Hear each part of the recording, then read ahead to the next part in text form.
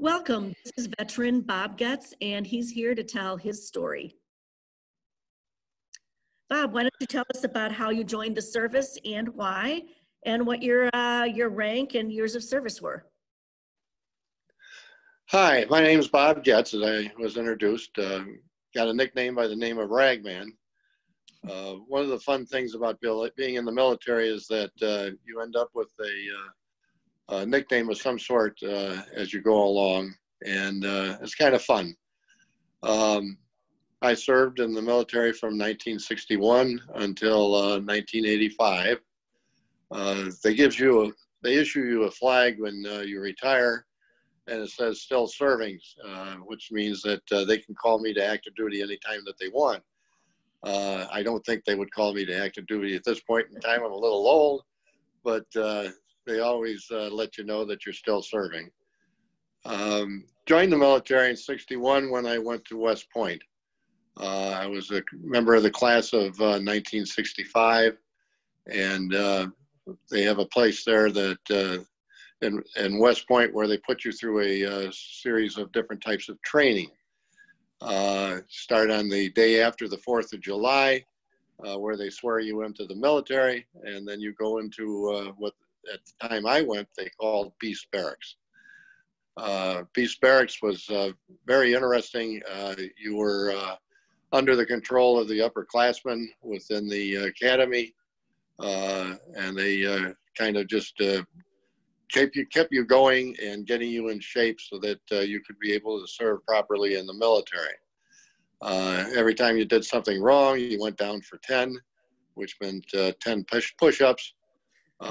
When you went to take a shower in the evening at the end of your day, it was down in the basement of the buildings that we were living in. They were the original buildings that they had at West Point. And it was a series of steps as you went down. So you were all lined up on the steps with your back against the concrete wall. And you had a quarter. And what they were trying to do is get you to have your head stood up straightly and your back straight. So what you had to do before they would allow you to go in to take your shower is to sweat that quarter from the back of your neck against the wall so that it would stick on the wall by itself. Until you sweat that nickel up, you couldn't go down and take your shower. It was kind of an interesting way to get your neck braced in a way that you were standing properly at attention. A lot of exercises, a lot of training. We end up training with the N1 Durand, and I'll get back to that later. After I got done with the Beast Barracks, it was the beginning of September, and they put us into the academics. One of the things that I warn you that you should always check out when you go to college, make sure that you're going to college and taking a subject that you know about and that you know that you can do. I am not a mathematician. I'm a historian, and one of the things that you had to do was pass a series of academic courses in math, which was just totally impossible for me. I got into those math classes and I had no idea what they were doing. The other thing is they gave you you had to take a language, and I was lucky to be able to get through Spanish when I was going to high school, and they put me in German. Never had a chance. After about 2 weeks, I saw that I was going to flunk out without any trouble at all. So I got out and I came back to Chicago, and I went to Loyola, got into Loyola just as they were starting classes. I proved myself right because when we had to take one math class, and the one math class that I took was statistics, and that was the only class that I had a D in the entire time that I was at Loyola. If I would have gone through at the West Point, I would have never made it. So I ended up in the ROTC, Reserve Officers Training Course at Loyola, and went through 4 years with that and being in the reserves. I ended up graduating from Loyola in December before the graduates from West Point. I was able to get an extra semester over the summer months. So I graduated in 3.5 months with my history degree. And I ended up in the United States Army on active duty. I graduated in December, and in February, I was down in Fort Benning, Georgia, going through the infantry officer's basic course. Interesting thing about that is I was the first officer to be billeted with a black officer at Fort Benning, Georgia. They were integrating the armed forces from after World War II, and somehow I ended up being the very first one that was a white officer with a black officer. Nice guy. We got along very well together, and it was a good companionship that we developed. After that, I went to Fort Ord. Fort Ord is out in California, in the Monterey Bay area. Just a beautiful place. We used to have our training. What I was a training officer for the advanced infantry course. It's the second 8 weeks of basic training for infantrymen. And we were training the soldiers to be going over to Vietnam. That was 1965 to 1967.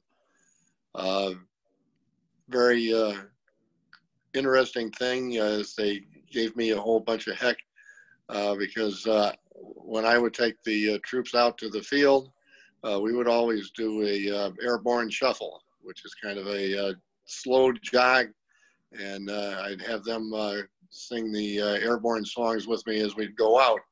I learned that when I went through airborne school at the infantry base in Fort Benning. And the problem is that we were just better than all the other companies in the area.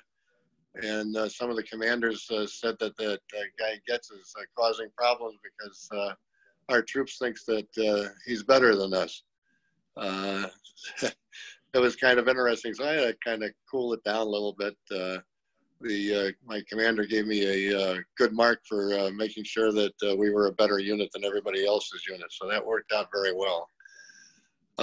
Decided that I wanted to be a helicopter pilot while I was there. And since I came out of the ROTC, I was in the reserves with an active duty designation. So I went full-time. I applied for and went full-time military. So I was a regular Army officer, and they gave me an opportunity to go to pilot training in Texas, Mineral Wells, Texas. It's kind of interesting. It was, there's Mineral Wells, Texas, then Fort Worth, Texas, and then Dallas, Texas. Each is about 30 miles apart, one from the other. And it was a very fun thing to get into the helicopter school. I got there by, they take you on a flight with a Army officer and give you training, or not give you training, but give you an opportunity to see what it's like to fly in a small plane and go around. And they even give you the opportunity to fly it. So I was flying with this thing, and all of a sudden I hear the officer say, "Let me give it back to me." So I gave it back to him. And when I had taken it into a dive that he had never been in before, I think I scared him. I really wasn't all that scared because I had no idea what the heck I had done. But took him into that dive, and he brought it out fairly close to the bottom where we were getting close to land. So he said, did that bother you? I said, no. So he said, okay, you've got it. You're going to be a flyer. And unfortunately, I ran into a little bit of bad luck again. When I was at the training base, and we were day before I was supposed to solo. I was due for an annual physical, which they have you take when you're in the military. And problem was I failed the test. My eyesight, which they never caught before, one eye goes up, the other eye goes down, and that means that you don't have real good depth perception. And when you're flying a helicopter and any other type of plane, you have to have really good depth perception so you know what to do when you're coming in for a landing or going in for some sort of an assault with your weapons or whatever happens. So they say, well, sorry, Bob, you're not going to be a helicopter pilot. So they sent me to a place called Fort Bragg, North Carolina. Fort Bragg, North Carolina is on the East Coast, obviously, and that's the home of Special Forces and the 82nd Airborne Division. So Special Forces those are the guys with the green berets. They have a special warfare school there, and they decided that they were going to make me a officer who supported the Vietnamese Army by being an advisor. We went through 8 weeks of training.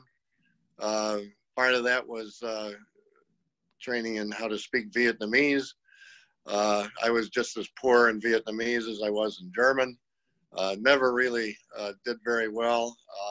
The language is very interesting because it has 5 different ways of saying an individual word. So if you have the word nam, it goes nam, nam, nam.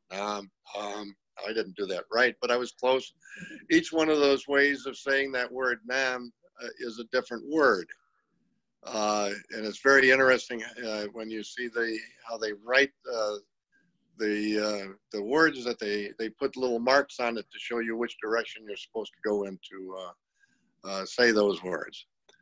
Fortunately, the Vietnamese unit that I served with, the seniors in the unit and some of the junior people were able to speak English, so I was able to make it and was able to work with them and help them as we fought with the Vietnamese. So I got there and I actually got into the combat that I was training those young fellas going through Fort Ord. It's the one really bad thing about the military is the combat situations. I can't tell you how. You don't need to go into that if you don't want to. Right. You know, we respect your service. Right. I can't tell you how scared that you get and how much it can bother you. A lot of folks end up with what they call PTSD, post-traumatic stress disorder, because of the difficulties that they encountered. Interesting thing is during World War II that happened, and Patton beat up one of the soldiers, putting him back into combat, and he lost his command. He almost didn't end up getting another command and helping to win World War II. So that's the real difficult thing. You end up developing a real comradeship with the people that you're with. You depend on one another so much that you wouldn't believe it. And you would do anything to help them, and they do anything to help you. Are you still in contact with any of your buddies? No, you lose that. They have what they call associations. And I belong to the 173rd Airborne Brigade Associations, which is the second time I went to Vietnam. I went to Vietnam for 2 one-year tours. We have a group here in the Chicagoland area of 173rd Airborne Brigade veterans. And while we might not have served with one another, we all went through the same type of situation and the same types of units in the same place. So we're able to be very good friends and work with one another and remembering and telling the stories of what happened. So I'll tell you a story or two. One of the things I'm very proud of is that I received from the Vietnamese government, the Vietnamese Honor Medal First Class.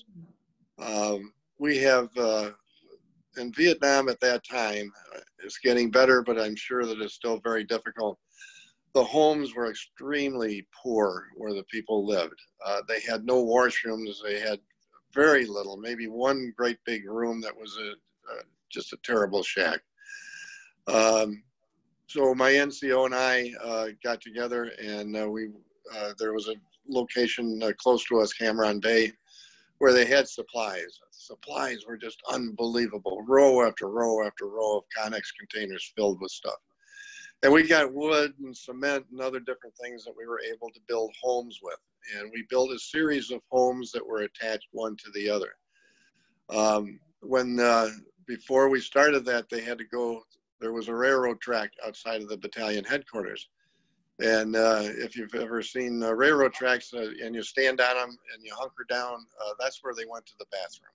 And there'd be men and women and children in a row as we drove in each morning, and that's where they went. What we were able to do is give them a separate room in each one of these 4-room homes where they could go to the bathroom. Problem is that there was no water to do any support for that. So what we had to do is dig a trench the entire length of the connected homes, and they would, the deposits would go down in there, and then once a month there was a truck that would come by and flush the water through to the end to a container where they would suck it out, and then they would take that out to the fields and put that in the rice paddies. Well, certainly the basic necessities, when you can take care of that, that's definitely an achievement. Right. Imagine. Well, it was, they were able to live in a little bit of comfort then. And they had a room for a kitchen, a room for the washroom, and then they had 2 other rooms that they could use however they want. And that was for the families. I mean, there'd be extremely small place, and there'd be anywhere from 4 to 6 or 7, maybe more people in one of these small places. And they didn't have any flooring. It was all on dirt. So that very interesting how people still live around the world, and we don't know that. That's another thing, is that in the military, people help one another. The United States Army, wherever it goes, we work with the civilians, and we work and help them to be able to take care of themselves. My cousin was a dentist, and when he got drafted, they allowed him to finish dental school. He came in as an officer. He was in Vietnam, and what he did was that twice a week he would go out and he would do and serve people who needed assistance, the Vietnamese citizens with their teeth, and he would do dental work with them. Just as I had did the work of trying to help him have a place to live. After my 2 tours in Vietnam, I went to a place called Germany. That was a fantastic 3-year tour. I really had unbelievable time. My wife was able to join me. We got married in between my 2 tours in Vietnam. So the first tour, we weren't married, and then we got married at Christmas in between. And then she had to sit home for a year while I was over there. We'd only been married for about 6 months. It was very difficult for both of us. I was able to work it out that we were able to celebrate our first wedding anniversary in Australia. She flew into Florida, or not Florida, flew into Hawaii where her sister lived.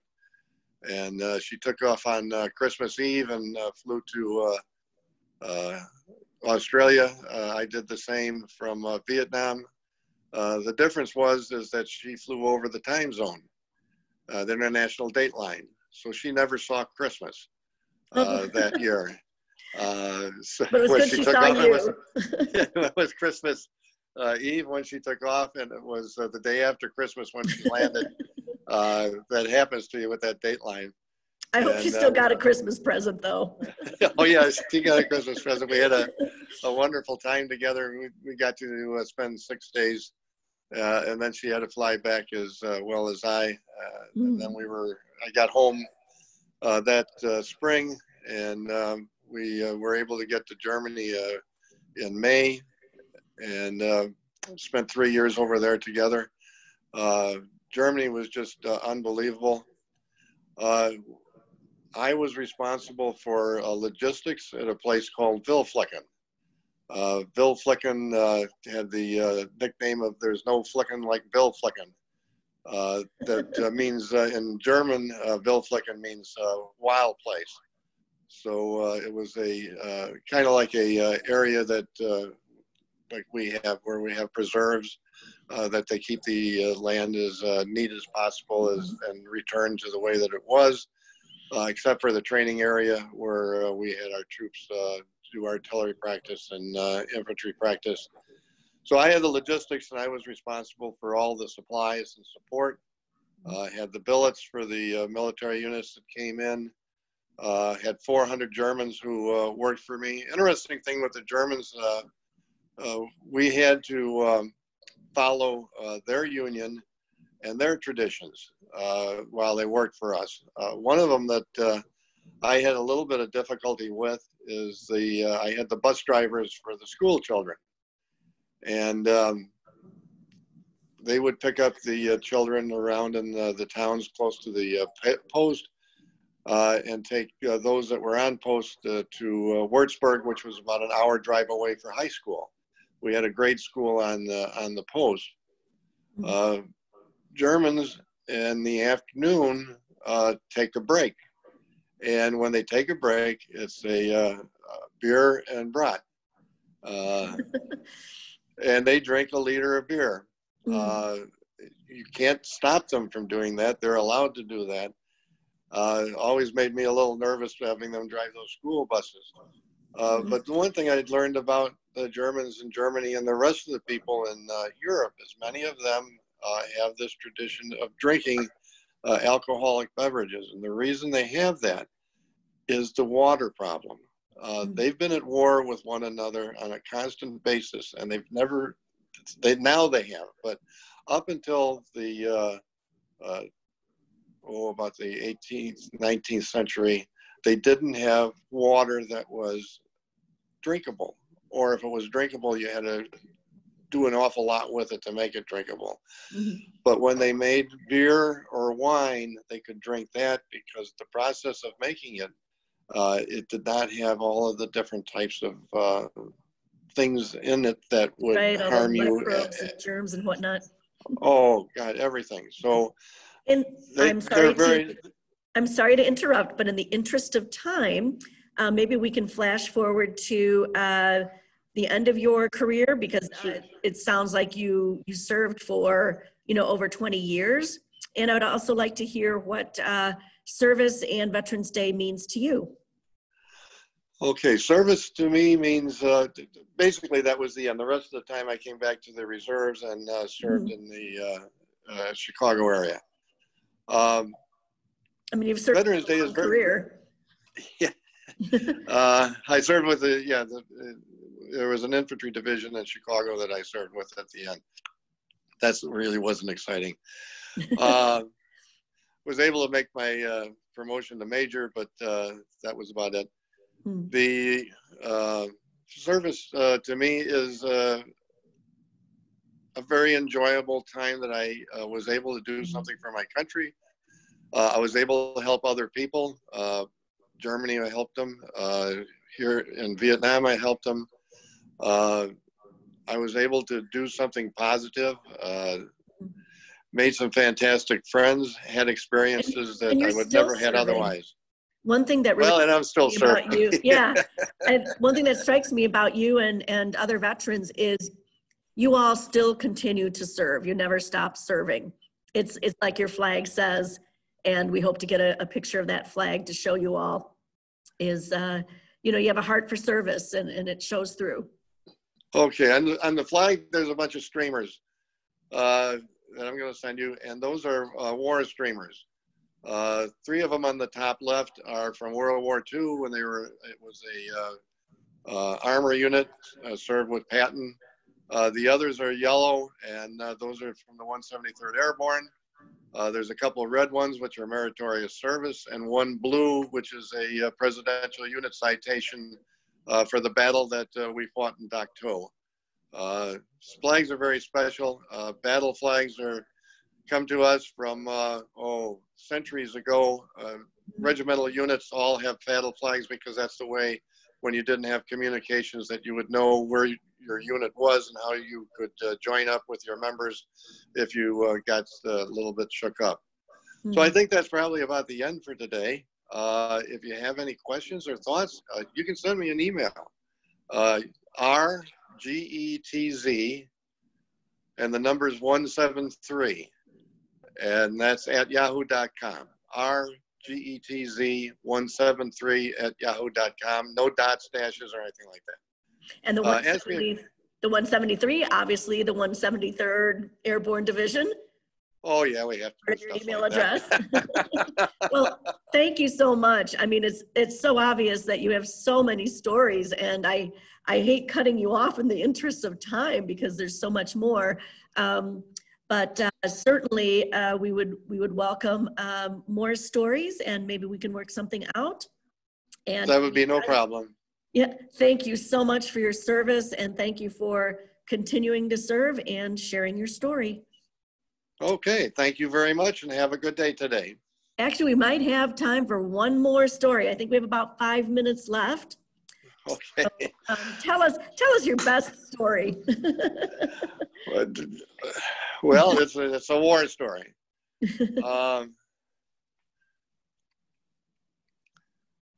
When I was with the Vietnamese, like I told you about the railroad tracks, before the rest of the people who lived in that area had a similar problem. And what they have what in Germany they call a Misthoffen pile. At least I call it a Misthoffen pile. I didn't know what else to call it. That's what the Germans do when they take the debris in the barn and they put it in a pile in the back of their barn. Well, what somebody did was come down and they pick up all that debris and they put it in a pile across from the entrance to where our battalion was located. So during what they called Tet of 68, which was a tremendous battle that we had with the North Vietnamese, they attacked our battalion headquarters, and I was down there with them. So I was laying out on the cement in front of the entranceway. It was the middle of the night, and we had been exchanging fire with the North Vietnamese who had attacked during that day. It was the first day of Tet, and all of a sudden they started firing mortars at us. A very scary situation. It's a very loud noise. Lost a lot of hearing because of that. Had to wear a hearing aid. We were about 10 to 20 yards away from this pile, Misthoffen pile. And lo and behold, one of the mortars landed right in the center of the Misthoffen pile. Well, we're laying there, and it hits that Misthoffen pile. And what it did is it shot everything up in that pile into the air, and it landed on us. Oh, no. Oh, no. And for the next 3 days, we were out in the field fighting these North Vietnamese, and we couldn't change our clothes. And all we could hear is a splat, splat, splat. None of us got hurt, but it was a very difficult situation. And you can imagine what you felt like afterwards. One more quick one? Sure. We have about 3 minutes left. Okay. My wife worked with the Girl Scouts in Germany, and we had everything that we could do to make it for the families feel like you're back in the United States.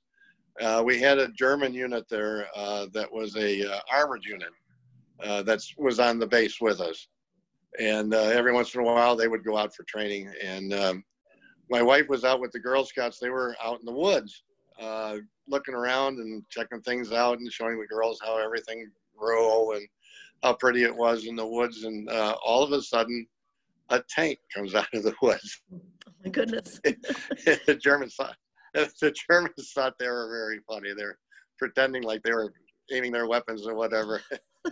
Oh no. Oh yeah.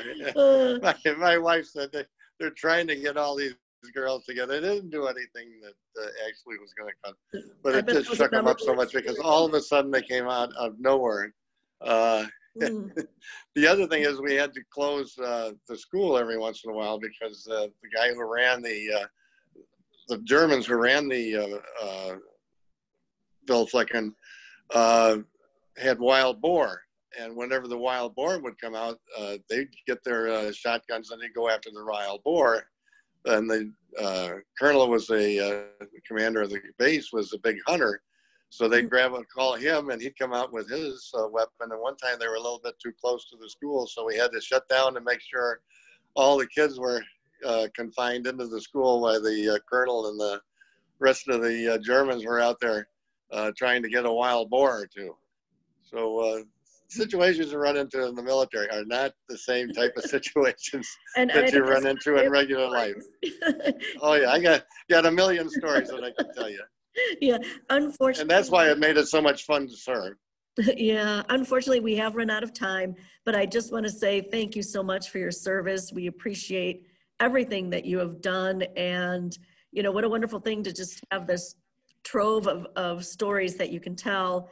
You know, some happy, some sad, some good, some bad, and you know, you're a very, you know, open and personable speaker. And again, his email address was rgetz173@yahoo.com, and I think he would appreciate comments and emails, and maybe he'll tell you a story.